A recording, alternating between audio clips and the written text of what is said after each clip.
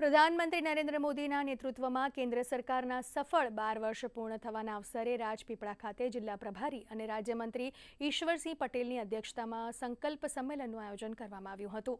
આ સંમેલનમાં જિલ્લાના વિવિધ ક્ષેત્રોના અગ્રણી નાગરિકો, શિક્ષણવિદો, સામાજિક આગેવાનો, ડોક્ટર્સ, વકીલો તેમજ અન્ય પ્રબુદ્ધ વર્ગના પ્રતિનિધિઓ મોટી સંખ્યામાં ઉપસ્થિત રહ્યા હતા। આ પ્રસંગે રાજ્યમંત્રી ઈશ્વરસિંહ પટેલે કેન્દ્ર સરકારના 12 વર્ષ દરમિયાન થયેલા વિકાસ કાર્યો, જનકલ્યાણકારી યોજનાઓ અને આત્મનિર્ભર ભારતના સંકલ્પ અંગે માર્ગદર્શન આપ્યું હતું।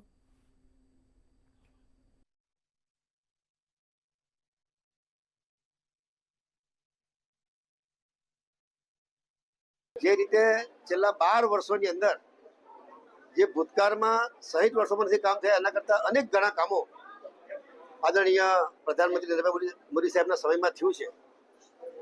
એરપોર્ટ હોય, નવી મેડિકલ કોલેજો હોય, તમામ ક્ષેત્રે ખૂબ આગળ કામગીરી પણ કરી છે। એક્સપ્રેસ હાઈવે હોય, બુલેટ ટ્રેન હોય, અનેકવિધ ભેટ આ ગુજરાતને પણ મળી છે અને દેશની અંદર પણ અનેકવિધ કામગીરી કરી છે।